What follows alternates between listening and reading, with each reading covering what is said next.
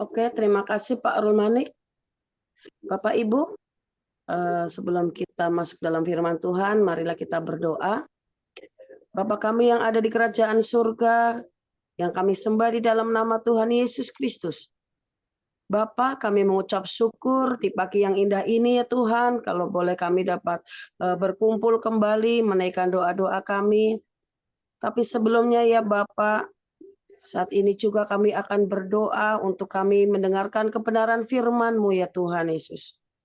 Bapak, biarlah kami serahkan ya Bapak hati kami ke tangan pengasihan-Mu, jadikanlah hati kami tanah yang subur, sehingga di saat firman Tuhan disampaikan oleh hamba-Nya ya Bapak, tanah ini ya Bapak menjadi gembur dan firman ini bertumbuh secara luar biasa, menjadi berkat untuk kami. Begitu juga Tuhan, setiap firman Tuhan yang akan disampaikan oleh hamba-Nya, Bapak Gembala kami, Bapak Pater Paul Siang, biarlah Engkau urapi, Engkau beri hikmat secara luar biasa ya Tuhan. Sehingga di saat firman Tuhan disampaikan ya Bapak, Engkau matraikan di dalam hati kami. Terima kasih Tuhan Yesus, Engkau urapi kami semuanya ya Bapak. Hanya di dalam nama Tuhan Yesus Kristus, kami sambut firman-Mu ya Bapak. Haleluya. Amin. Terima kasih Pak Rumani. Amin. Terima kasih Bu Sri Mintarti. Silakan Ibu Veronica. Nehemia 7 ayat 1 sampai 40. Setelah tembok selesai dibangun, aku memasang pintu-pintu. Lalu diangkatlah penunggu-penunggu pintu gerbang, para penyanyi dan orang-orang Lewi. Pengawasan atas Yerusalem aku serahkan kepada Hanani saudaraku dan kepada Hananya, panglima benteng, karena dia seorang yang dapat dipercaya dan yang takut akan Allah lebih daripada orang-orang lain. Berkatalah aku kepada mereka, pintu-pintu gerbang Yerusalem jangan dibuka sampai matahari panas terik, dan pintu-pintunya harus ditutup dan dipalangi, sementara orang masih bertugas di tempatnya. Tempatkanlah penjaga-penjaga dari antara penduduk Yerusalem, masing-masing pada tempat-tempat penjagaan dan di depan rumahnya.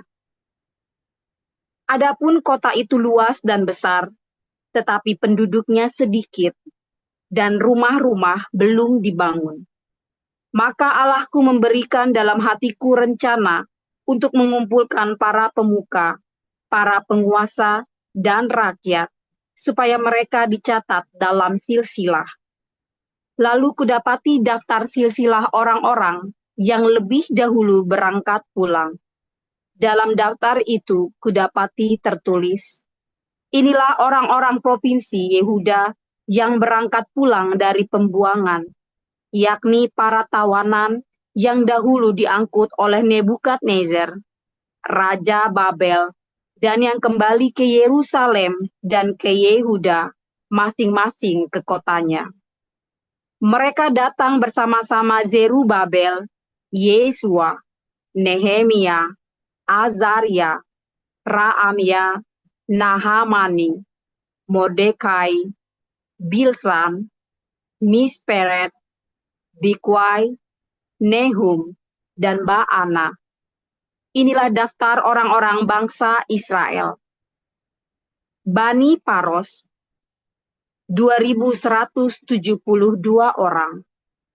Bani Sefaka, 372 orang. Bani Arak, 652 orang. Bani Pahat Moab, yakni Bani Yesua dan Yoab, 2.818 orang. Bani Elam, 1.254 orang. Bani Zatu, 845 orang. Bani Zakai, 760 orang. Bani Binui, 648 orang. Bani Bebai, 628 orang. Bani Asgad, 2.322 orang. Bani Adonikam 667 orang.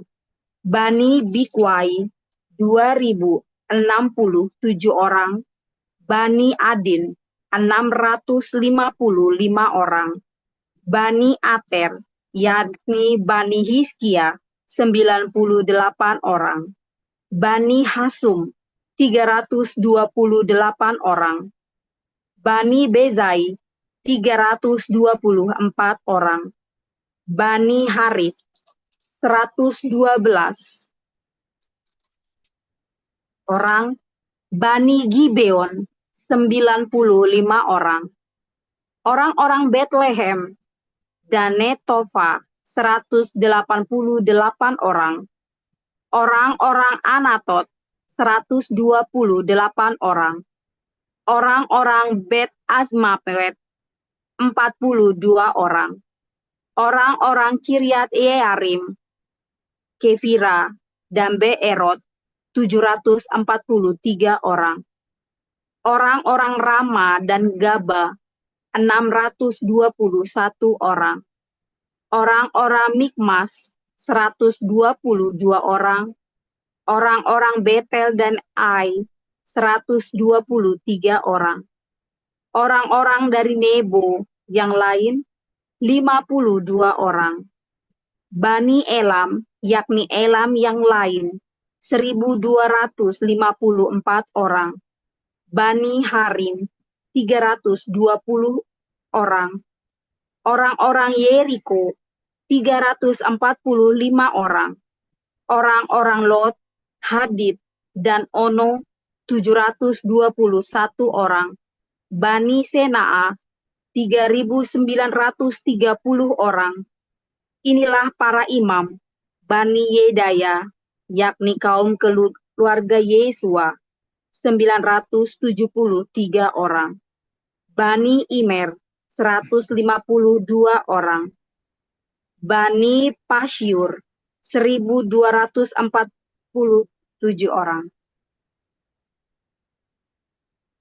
Baik, saya lanjutkan. Bani Harim 1017 orang.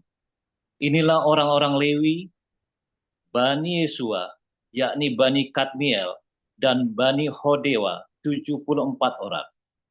Inilah para penyanyi, Bani Asaf 148 orang. Inilah para penunggu pintu gerbang, Bani Salum, Bani Ater, Bani Talmon, Bani Akub, Bani Hatita, Bani Sobai 138 orang.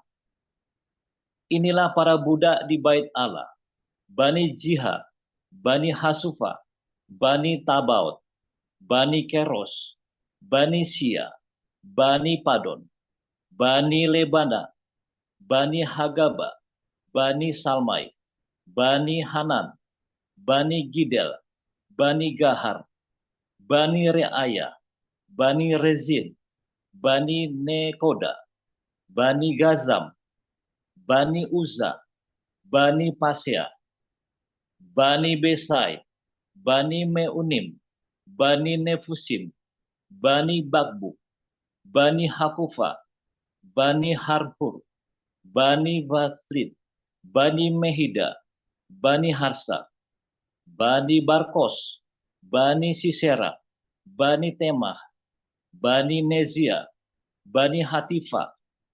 Inilah keturunan para hamba Salomo, Bani Sotai, Bani Soferet, Bani Perida, Bani Ya'ala, Bani Darkon, Bani Gidel, Bani Sepaca, Bani Hatil, Bani Pokeret, Hezdawaim, Bani Amon. Seluruh budak di bait Allah dan keturunan para hamba Salomo ada 392 orang. Inilah orang-orang yang berangkat pulang dari Tel Melah, Tel Harsa, Kerub, Adon, dan Imer. Tetapi mereka tidak dapat menyatakan apakah kaum keluarga dan asal-usul mereka termasuk bangsa Israel. Bani Delaya, Bani Tobia, Bani Nekoda, 642 orang. Dan dari antara para imam, Bani Habaya, Bani Hakos, Bani Barzilai. Barzilai itu memperistri seorang anak perempuan Barzilai, orang Gilead itu. Dan sejak itu ia dinamai menurut nama keluarga itu. Mereka itu menyelidiki apakah nama mereka tercatat dalam silsilah. Tetapi karena itu tidak didapati, maka mereka dinyatakan tidak tahir untuk jabatan imam. Dan tentang mereka diputuskan oleh kepala daerah bahwa mereka tidak boleh makan dari persembahan Maha Kudus sampai ada seorang imam bertindak dengan memegang Urim dan Tumim. Seluruh jemaah itu bersama-sama ada 42.360 orang. Selain dari budak mereka, laki-laki dan perempuan yang berjumlah 7.337 orang. Pada mereka ada 245 penyanyi laki-laki dan perempuan. Mereka mempunyai 736 ekor kuda, 245 ekor bagal, 435 ekor unta, dan 6.720 ekor keledai. Sebagian dari kepala kaum keluarga memberi sumbangan untuk pekerjaan itu, sedang kepala daerah memberi sumbangan untuk perbendaharaan 1.000 dirham emas, 50 buah bokor penyiraman, dan 530 helai kemeja imam. Pula, beberapa kepala kaum keluarga memberi sumbangan untuk perbendaharaan pekerjaan itu, 20.000 dirham emas dan 2.200 mina perak. Dan yang disumbangkan oleh orang-orang lain adalah 20.000 dirham emas, 2.000 mina perak, dan 47 helai kemeja imam. Adapun para imam dan orang-orang Lewi, para penunggu pintu dan para penyanyi, juga dari rakyat, para budak di bait Allah dan semua orang Israel yang lain menetap di kota-kota mereka. Ketika tiba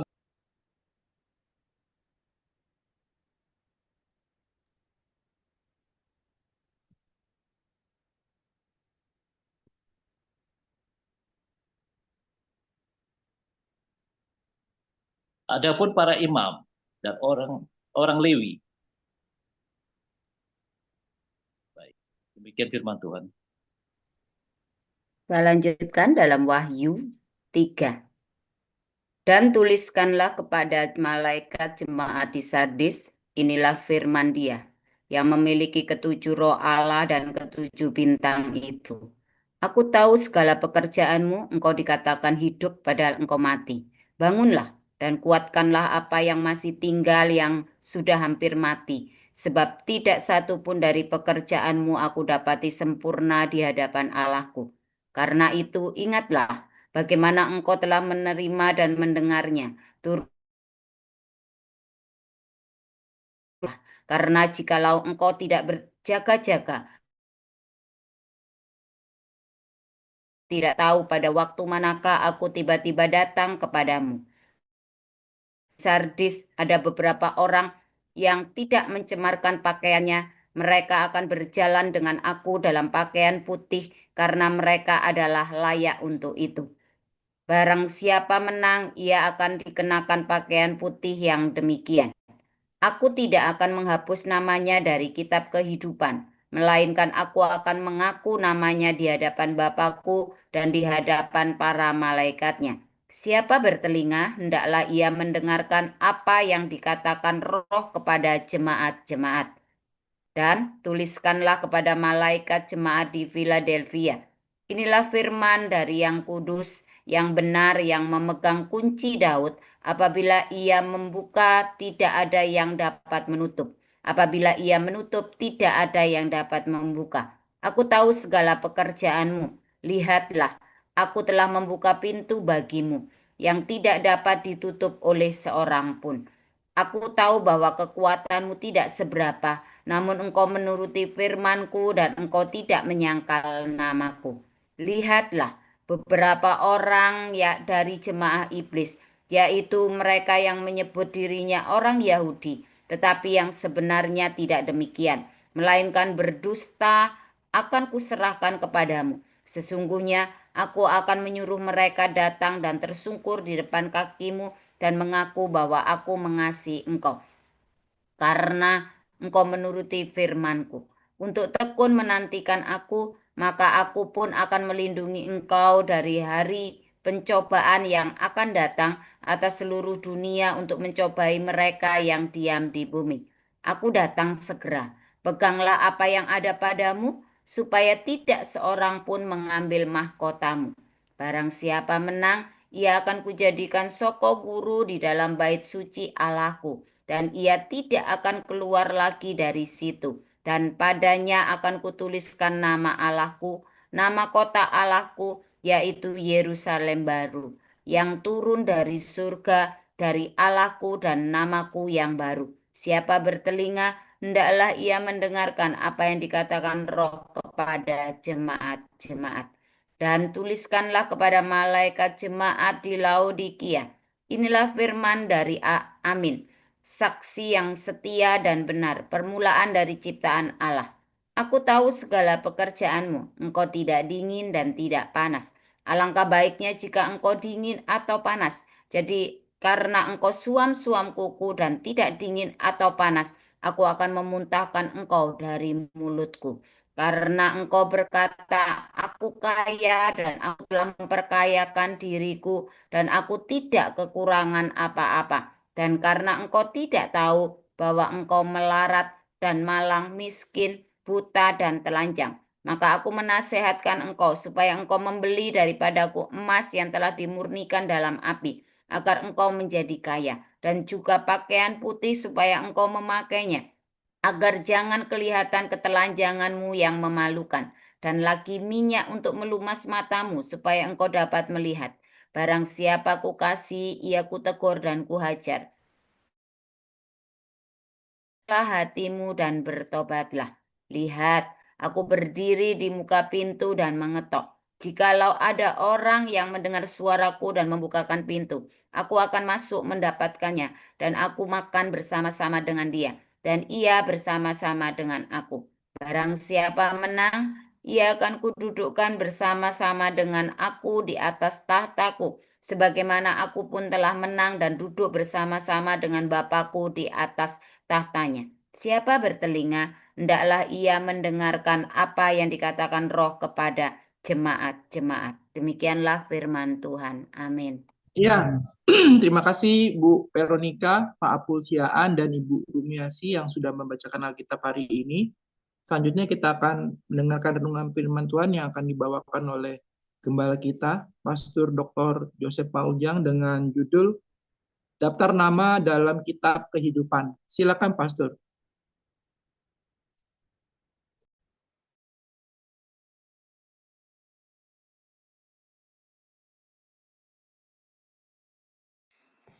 Oke, saya ulang ya. Oke, shalom semuanya. Haleluya. Luar biasa. Hari ini kita belajar lagi ya firman Tuhan setiap hari. Ya, saudara, kalau dengar firman Tuhan dilakukan ya. Kalau nggak dilakukan percuma, ngapain? Lakukan, saudara. Simple.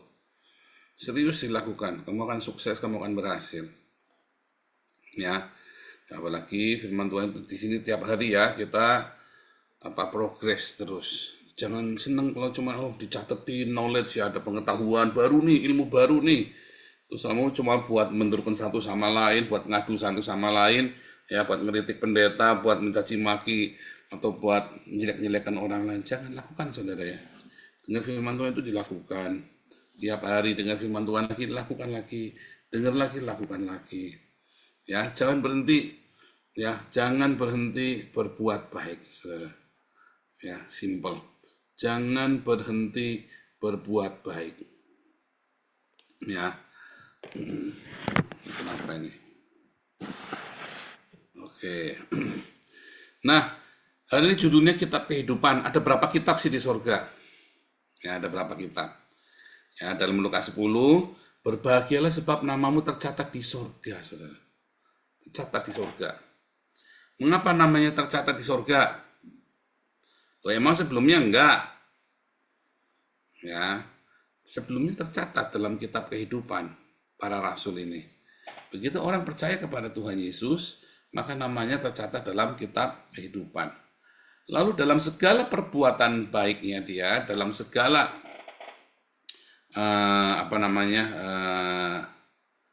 diakonianya yang dia lakukan, maka nama dia akan tercatat juga ya dalam kitab yang lain. Barang siapa menolong orang miskin dalam kesusahannya, barang siapa ya berbuat baik kepada orang miskin ini, dia sedang menghutangi Tuhan. Catat saudara ya. Jadi orang yang ada kitab, tidak ada namanya dalam kitab kehidupan pun tetap dicatat di surga namanya. Mengapa? Karena surga lah yang memberikan berkat kan. Kamu nih Pak Haji Islam, ya Waloni misalnya nih. Terus tiba-tiba suatu hari ya Waloni ini, ya ada orang miskin saudara ya, kelaparan, dia lihat, langsung dia kasih makan tuh saudara. Dicatat tuh, catat saudara. Nah itu surga akan membalasnya.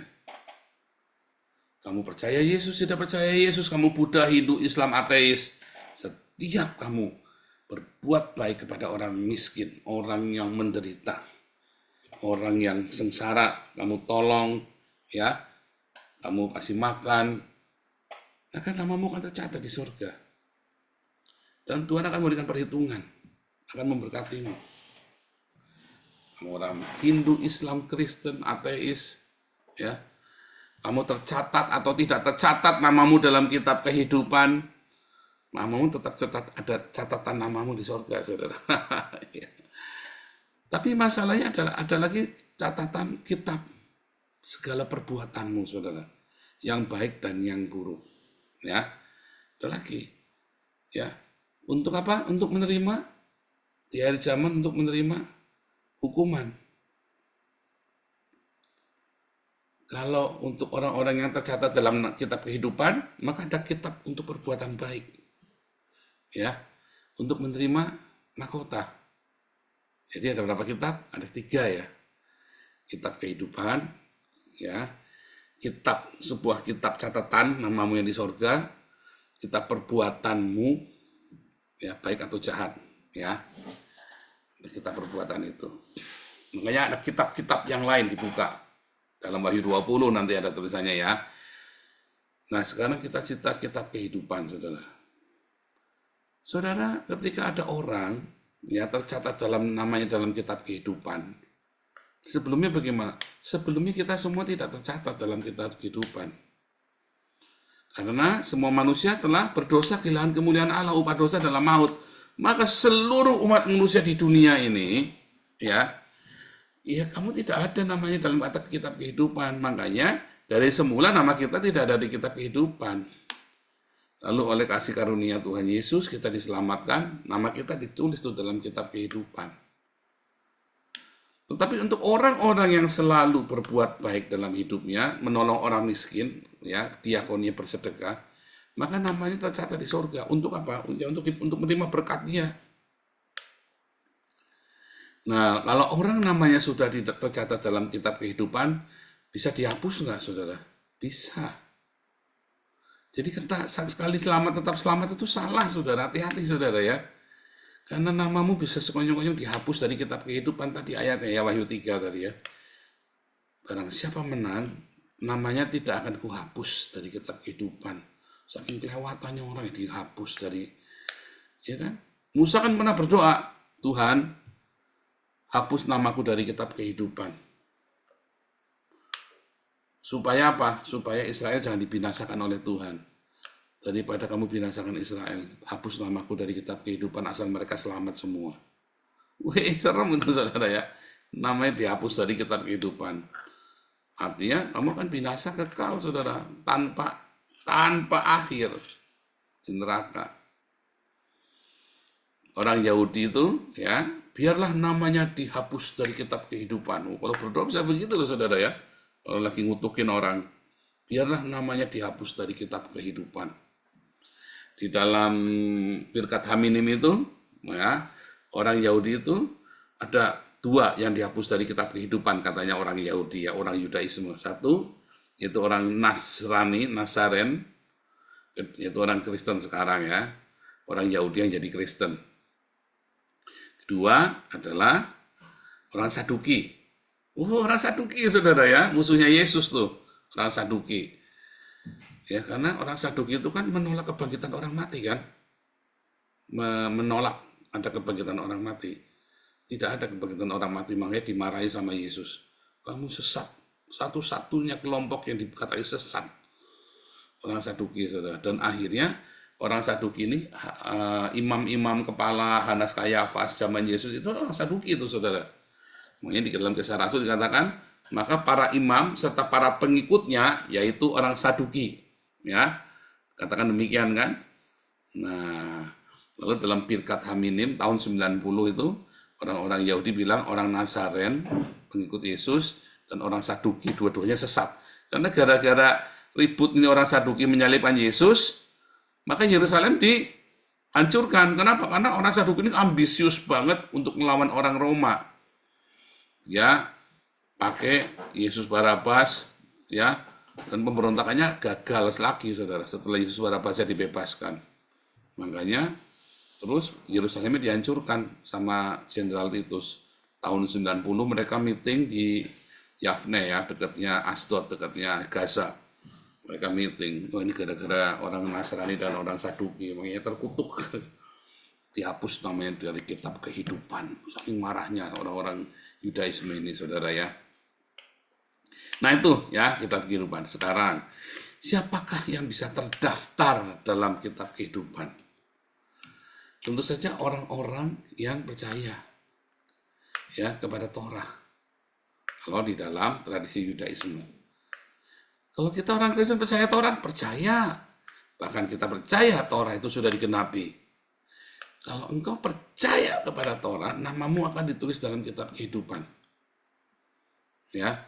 Tapi bukan percaya itu apa arti percaya, saudara? Percaya itu cuma ngandel cangkem bacot doang. Percaya, enggak, enak aja kamu. Percaya itu kamu melakukan. Percaya itu kamu bertindak. Kalau kamu bilang kamu percaya, maka kamu berkata, ya, kalau misalnya ini orang Islam nih, weh, orang Islam, kamu percaya pada Muhammad? Ya, buktinya kamu ayo bunuh diri. Waduh, meledak, saudara. Itu namanya percaya tuh. Ya kan? Tetapi kan kamu tidak mungkin di dalam Kristen kamu disuruh meledakkan diri. Loh, kalau dalam Islam, kamu bilang percaya, kamu meledakkan diri, saudara.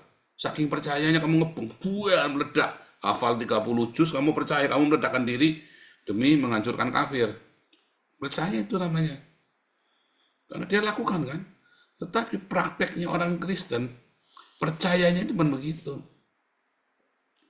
Simple. Kekristenan itu ya, percayanya orang Kristen. Mengasihi, mengampuni, memberkati. Simple, saudara. Ya kan? Begitu kamu bilang percaya, maka harus ada cinta di dalam hatimu. Kamu siap memberkati, kamu siap mengampuni. Itu namanya percaya. Kalau kamu tidak mengasihi, mengampuni, memberkati, namanya kamu belum percaya. Kamu katanya percaya Tuhan Yesus, tapi hatimu masih penuh dengan amarah, kamu dendam, kamu namanya tidak percaya. Katanya percaya Tuhan Yesus, tapi kamu kikir, pelit, kamu tidak mau bersedekah. Kamu tidak percaya, itu namanya tuh. Omdo, bacot doang. Ya kan? Iya, namanya bacot doang, saudara. Tapi kalau kamu percaya, orang-orang yang percaya, ya pasti dia akan melakukan perintah Tuannya, yaitu sahabat Yesus, mengasihi, mengampuni, memberkati, saudara. Simpel kan, tiap hari kan mengajari kan ini bolak-balik, saudara. Nah, lalu bagaimana kita bisa tetap percaya, tetap bisa mengasihi? Tiap hari kamu akan menghadapi tuh orang yang menjengkelkan, pengkhianatan, kesalahpahaman, kamu harus mengampuni tuh. Kemarin kita ya difitnah itu ya sama itu GKIN itu si Marcel sama Sunita, dia sudah masak, udah bersih-bersih. Lalu ada gereja GKIN pengurusnya pakai berikutnya, terus dibruken semua ke kita, katanya kita nggak bersih-bersih, saudara. Saya dimarahin ya sama pengurus gereja yang kita sewa, saudara. Saya kaget karena saya lihat Junita sama Marsha sudah ngepel, sudah beberes. Saya kan nggak percaya kan, tapi bisa juga mereka ceroboh kan. Jadi saya diam dulu. Wah, ini pengurus sudah marah-marahin saya, pengurusnya gereja Markusek yang kita sewa. Gara-gara gereja dari gereja Indonesia yang lain tuh GKIN yang ngebruk itu, saya berkali-kali difitnah tuh sama GKIN itu ya. Berkali-kali kita memang dikerjain sama mereka. Terus Marcel kaget yang wah, mukanya merah semua Marcel itu. Karena masih kan beberapa kali saya ajarin kan. Wah, enggak. Terus saya tanya Junita, enggak, akan aku yang bersihin. Saya bilang, kan aku yang bersihin semua. Enggak ada tuh nasi bertumpahan begini. Udah, kamu tenang. Aku cuma pengen tahu saja. Sebab setahu aku kamu juga sudah bersihin.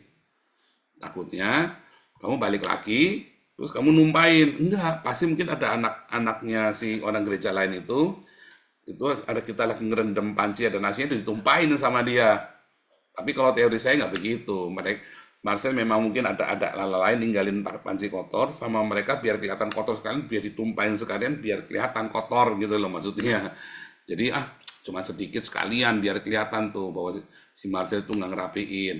Padahal enggak, maksudnya Marcel direndam itu supaya nanti pulang dari persekutuan doa Kampung Daun bisa dibersihin tuh sama Marcel. Jadi tinggal dilap aja, dimasukkan ke wash machine itu langsung selesai. Maunya kan begitu, saudara ya. Tetapi kan rupanya dari pihak lain ada yang sengaja biar kelihatan kotor sekalian loh. Jadi mereka nggak memberesin, intinya yang suruh beresin kita.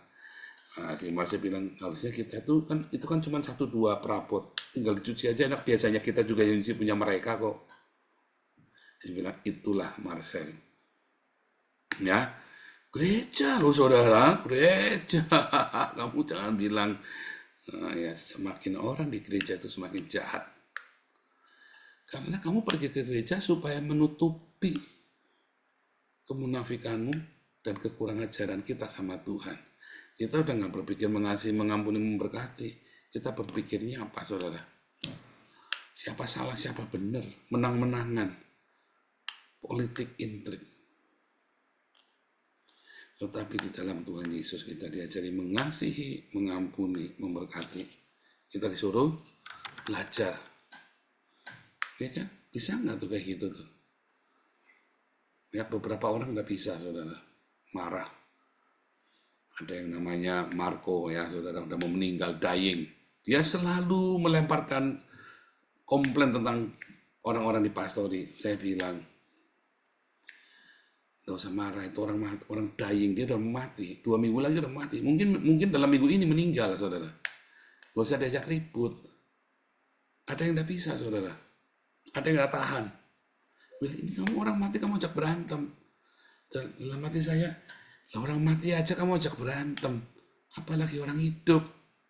Orang dying itu, dia udah kena cancer stadium, udah mungkin divonis 2 minggu lagi mati. Itu aja kamu ajak berantem, saya bilang. Saya bilang sama Marcel, kamu hamba Tuhan, kamu harus jadi contoh. Ya, ditunjukkan Marcel. Ya, itu saudara. Tantangannya kamu dari saudara seiman sendiri. Kalau orang Islam bakar gerejamu, gampang saudara ngomong mengasihi. Benar nggak? Saudara seimanmu bakar gereja, kalau saudara Islam bakar gereja, kamu bisa mengampuni saudara. Gampang. Tapi kalau sesama orang Kristen, terus nutup gerejamu, kayak kejadiannya kemarin di Purwakarta, yang nutup gereja kan orang Kristen lagi kan? Compong ini saudara, ada gereja ditutup sama gereja lain. Kayak kita dulu Betani ya, dikerjain sama GBI, dilaporin polisi segala macam. Susah loh saudara untuk mengampuni loh, teman sendiri.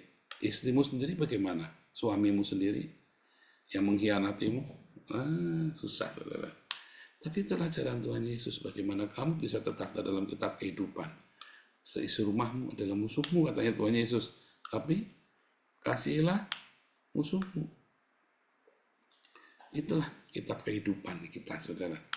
Itulah daftar nama kitab kehidupan. Sesimpel itu, saudara. Tapi kamu kan nggak menyadarinya kan. Kamu pikir kan ruwet kan. Harus begini, harus begitu. Simpel. Mengasihi, mengampuni, memberkati. Tapi tiap hari kamu dikerjain tuh. Sampai kamu benar-benar bisa mengasihi, mengampuni, memberkati, saudara. Dan kita tiap hari ngalamin. Ya, Marcel tiap hari ngalamin. Tak tunjukkan. Marjuni tahun Ibu Marjuni saya ceritain ya. Kita lagi ibadah diganggu, diboikot, dipindah. Kita sudah biasa, saudara. Ya kan? Kita tiap hari pasti ngalamin oleh saudara kita sendiri, oleh saudara seiman sendiri. Kalau saya mah nggak masalah. Kalau sama istri saya kaget, sama anak, sama suami, sama ayah, sama ibu, sama mertua. Itu dia tuh, saudara, yang paling berat tuh kalau sudah mengampuni itu. Musuh dalam selimut. Tapi kita disuruh mengasihi, mengampuni, memberkati. Namamu terus tertulis dalam kitab kehidupan.